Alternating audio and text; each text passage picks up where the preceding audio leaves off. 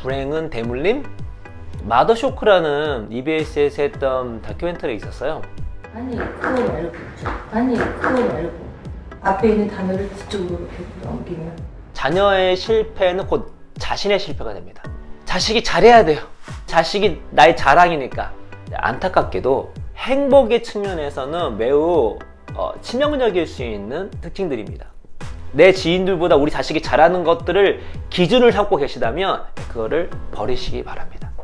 스스로를 점검해 봤으면 좋겠습니다. 내가 우리 아이를 몰아붙이고 있지 않은지. 안녕하세요. 뼈있는 아무말 대잔치 뼈아대 고영성 작가입니다. 여러분 반갑습니다. 오늘 여러분과 나눠볼 이야기의 제목은 불행은 대물림? 엄마가 행복해야 아이가 행복하다 하는 제목의 제목으로 여러분과 함께 나눠보도록 하겠습니다. 마더쇼크라는 EBS에서 했던 다큐멘터리가 있었어요. 거기에서는 이제 우리나라 엄마 11분하고 미국 엄마 11명을 놓고 여러 가지 이제 실험과 측정을 했는데 뭐 이제 여러 가지 걸 했거든요. 이렇게 결과가 뭐냐면 우리나라 엄마들은 아이들을 자신과 동일시하는 경향이 강했습니다. 동일시. 근데 미국 엄마들은 자녀를 약간 타인화한 어떤 개별적인 존재로 인식을 했다는 것이죠. 저희 어머니도 그랬던 것 같아요. 어머니도 저한테 너는 내 분신이다 그랬고요. 제 태명과 제 어렸을 때 제 어머니가 불렀던 애칭이 용알이에요. 용알. 용이 알을 낳는지 모르겠는데 용알인 이유가 제 어머니가 용띠시거든요. 그래서 용알이라고 불렀고 막 관련된 노래도 많이 불러주셨습니다. 네.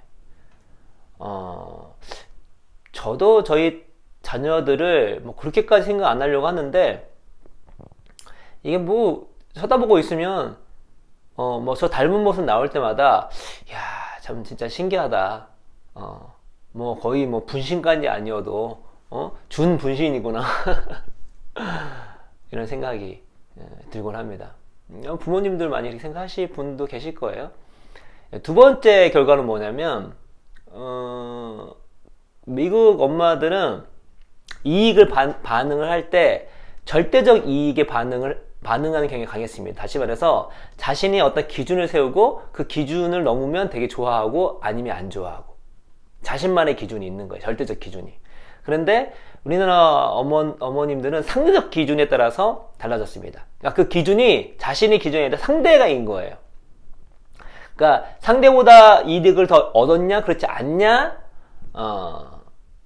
에 따라서 이익의 어떤 주관적 효용을 결정했다는 것이죠. 이거는 이제 문화적 측면이 강한 거거든요.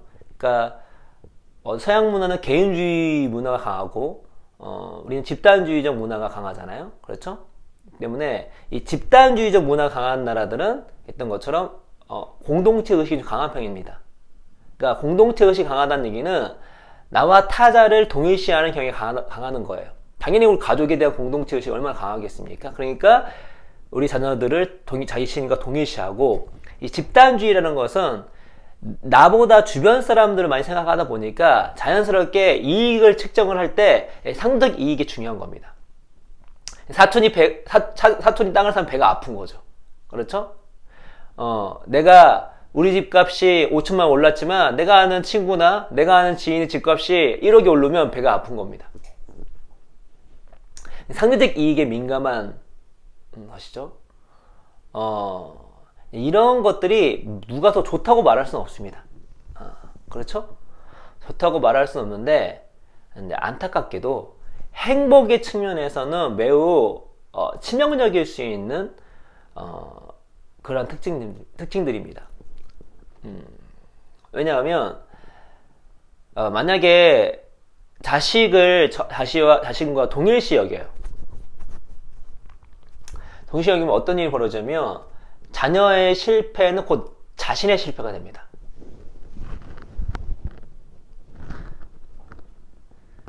그것도 자신의 기준에 따라서 실패인 거죠. 예? 그래서 자식이 잘해야 돼요. 왜냐면 자식이 나의 자랑이니까. 그 자식이 잘하는 게 내가 잘하는 거니까. 그래서 자신의 어떤 성공의 기준으로 자녀들을 몰아붙일 가능성이 높습니다. 몰아붙일 가능성이 높아요. 게다가 그 성공의 기준이 무엇이냐면 어떤 절대적 기준이보다 그 성공은 상대적 기준일 가능성이 높습니다. 그러니까 어느 정도 해라 그게 아니라 다른 누구보다 더 잘해서 어느 정도 해라 라는 기준을 가질 가능성이 높은 것이죠. 그러니까 자녀를 자기가 동일시 여기고 그리고 상대적 이익에 민감하다는 것이 합쳐지게 되면 자녀의 실패는 곧 자신의 실패가 되는데 그 실패의 기준도 아이들의 기준이 아니라 자신의 기준에 따라 만들 수 있다는 것이죠.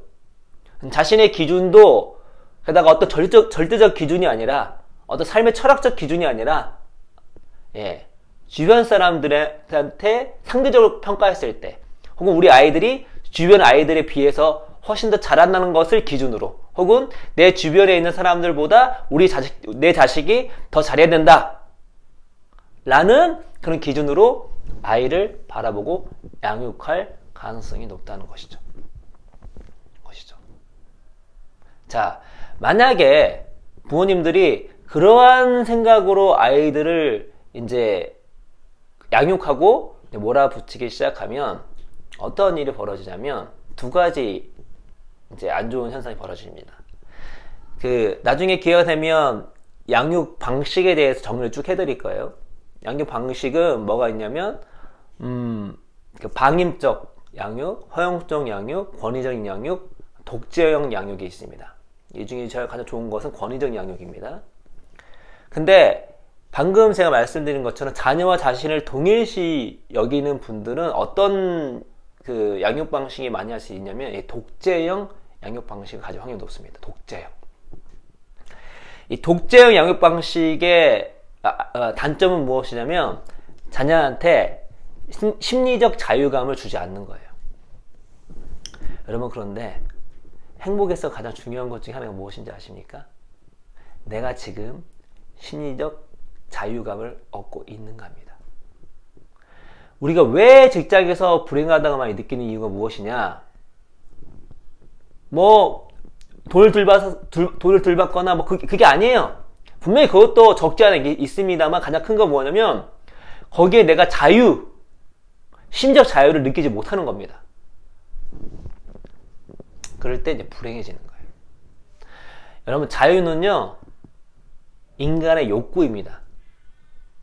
욕구라는 것은 무엇이냐면 그냥 인간이라면 그냥 자연스럽게 추구하는 거예요. 모든 인간이 그렇습니다. 자율성은 욕구라고요. 그게 압박을 받는 것이죠. 만약에 부모님들이, 특히 엄마들이, 아빠도 마찬가지입니다. 자녀를 자신과 동일시 여겨서 자신의 기준에 성공을 맞추기 위해서 아이를 몰아붙인다. 그럼 독재형 부모가 될 가능성이 높은데, 그런 부모의 아래에 있는 자녀들은 심리적 자유감을 느끼기가 매우 어렵습니다. 심리적 자유감을 느끼지 못한다? 그러면 불행해지는 것이죠. 그래서 그러면 부모님들의, 지금 이 시대 우리나라의 부모님들의 성공 기준이 뭐죠? 대학이에요, 대학. 기본적으로. 제가 예전에 BJS 할 때 아는 분이 연대 나오셨거든요. 연대 모임이 있어요. 근데 연대 모임이 있는데 그 중에 가장 큰 선배 중에 한 분이 한턱 딱 쏘는 겁니다. 너무 기분이 좋다고. 이분은 되게 사회적 지위도 되게 크게 있으신 분이에요. 너무 기분이 좋으신 거예요. 막 쏘는 거예요. 왜 기분이 좋아서 이분이 이렇게 기분 좋은 걸 처음 봤대요. 왜 그랬을까요? 아들이 서울대에 갔습니다. 자신의 못 이룬 꿈을 이룬 거죠. 그렇죠? 또 서울대는 우리나라의 상대적으로 최고의 대학이잖아요. 그렇죠? 그래서 우리가 우리 자녀들에 대해서 그래서 자신과 동일시하고 상대적 이익에 매몰돼서 우리 자식들을 자신의 성공의 기준으로 몰아붙이게 된다면 아이들은 거기서 심리적 자유감을 얻을 수 없고 불행해질 확률이 높은 것이죠. 그래서 이 전 강의에서 말씀드렸죠. 우리 아이들 얼마나 행복한가. 불행 지수가 거의 최고입니다. 아이들 그 불행 어디서 왔는가? 어디서 왔을까요? 상당 부분 부모에게서 온 것입니다. 물론 이런 사회적 시스템도 있습니다.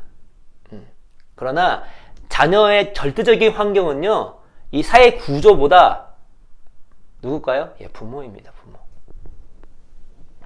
부모예요. 그래서 불행은 대물림 될 확률이 높습니다. 그 외에 나중에 이제 자존감 얘기할 때도 말씀드릴 수 있는데, 자존감도 마찬가지예요. 대부분 자녀의 자존감은 부모에게 대물림이 되는 경향이 매우 강합니다.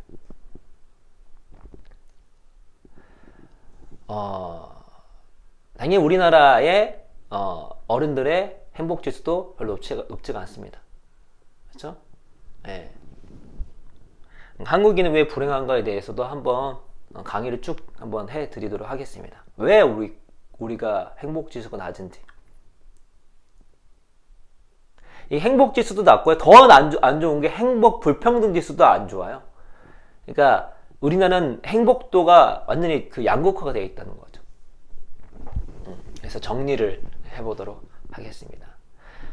우리는 어쩔 수 없어요. 우리는 대한민국이라는 곳에 살고 있고, 이 문화는 집단주의적 문화에 있기 때문에, 공동체적 문화에 있기 때문에, 대부분의 부모들은 자녀를 자신과 동일시하고, 그리고 우리들은 상대적 이익에 민감할 수밖에 없습니다.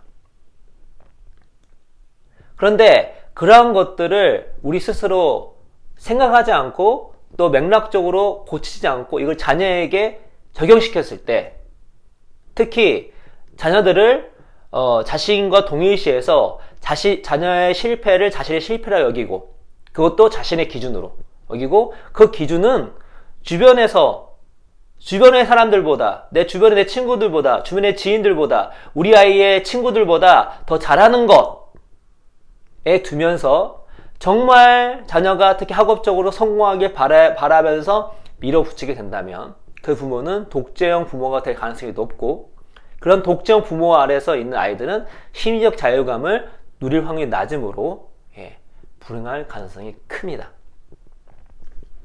그렇기 때문에 먼저 우리 아이들을 하나의 존재로, 자식을 동일시하기보다 하나의 개별적 존재로 인정을 해주는 게 매우 중요합니다. 그 얘기 뭐냐면, 나와 동일하지 않기 때문에 우리 아이가 만의 나와 다른 행복의 기준이 있을 수 있고, 추구하는 방향이 있을 수 있고, 스스로 개척할 수 있는 어떤 여지가 많이 있다는 것입니다. 그런 생각하게 되면 우리가 지금 느끼는 것과 아이들이 느끼는 건 완전 다르거든요. 환경도 다르고 발달상으로 다르기 때문에, 사람 경험치도 다르고 때문에 지금 우리 아이들과 행복한 게 무엇인가에 대해서 고민할 수가 있는 것이죠. 그리고 내가 너무 상대적 이익에 민감한 게 아닌가. 예를 들어서 우리 아이의 우리 아이와 내가 어떤 원하는 그 기준을 놓고 우리가 성장해 나가는 것이 중점이 아니라 주변 친구들보다 잘하고 내 지인들보다 우리 자식이 잘하는 것들을 기준을 삼고 계시다면 그거를 버리시기 바랍니다. 왜냐면요, 그렇게 되면은 우리 아이는 항상 잘하기가 쉽지가 않아요. 왜냐면 진짜 이 공동체에 1등을 하지 않는 이상, 제일 잘하지 않는 이상은 항상 자기보다 잘하는 사람이 있거든요. 그런 것들 바라보면 항상 불행해질 수밖에 없는 거예요. 심지어 공부가 1등 하더라도 이 아이가 발표나 다른 것들에서 1등할 확률이 매우 낮습니다. 그럼 아이가 잘하는 거에 집중하기보다 만약에 상대적 이익에 너무 민감해서 우리 아이가 2등, 3등, 5등, 6등 혹은 좀 못하는 거에 집중하게 된다면 어떻게 되겠죠? 예. 기분이 별로 좋지 않을 수 있고 그 좋지 않은 기분들을, 감정들을 아이한테 쏟을 수도 있는 거고 혹은 그걸 보완하기 위해서 아이를 너무 몰아붙일 수도 있다는 것이죠. 그래서 한번 스스로를 점검해 봤으면 좋겠습니다. 내가 우리 아이를 나와 동일시해서 아이의 성공과 실패를 나의 성공과 실패로 생각하고 나의 기준으로 생각해서 아이가 내 기준의 성공을 이루기 위해 내가 몰아붙이고 있지 않은지, 얼마나 우리 아이가 눈치를 덜 보고 심리적 자유감을 누리고 있는지, 이런 것들을 점검하신다면 우리의 불행이 대물림 되지 않을 뿐만 아니라 또 우리 아이가 행복할 수 있는 그런 것이 될 수 있겠고, 또 우리 자신도 이런 집단주의적 문화 속에서 나오는 그런 영향들이 이 행복에는 별로 좋지가 않습니다. 비단 아이들 뿐만 아니라 상대적 이익에 민감하게 반응하는 것은 우리 자신한테도 되게 좋지가 않아요. 예, 항상 상대적 박탈감을 느낄 수밖에 없거든요. 내가 열심히 돈 모아가지고 그랜저를 샀어요. 옆에 벤츠만 지나가면 이런 분들은 또 시무려 줍니다. 내 열심히 해서 그랜저 사면 기분이 좋아야 되잖아요. 근데 벤츠나 BMW 지나가면은, 요즘은 BMW 아니겠네요. 워낙 사고가 많이 나서, 불이 많이 나서. 아무튼 좀 더 좋은 차 나오면 바로 시무르게 주는 것입니다. 그러면 거기서 행복이 있을 수 없어요. 왜냐면 벤츠 사는 사람은 또 다음 또 있잖아요. 그 위에 좋은 거. 그런 것들을 버리는 것만으로도 우리 어른들은 행복해질 수 있다. 이 어른들의 행복은 나중에 한번 이야기해 보도록 하겠습니다. 그래서 여러분 부모님들이 행복하고 부모님이 행복하면 우리 자녀들은 행복할 확률이 높습니다. 그래서 행복에 불행이 대물림 되는 것이 아니라 행복이 대물림 되는 여러분의 가정이 됐으면 좋겠습니다. 감사합니다.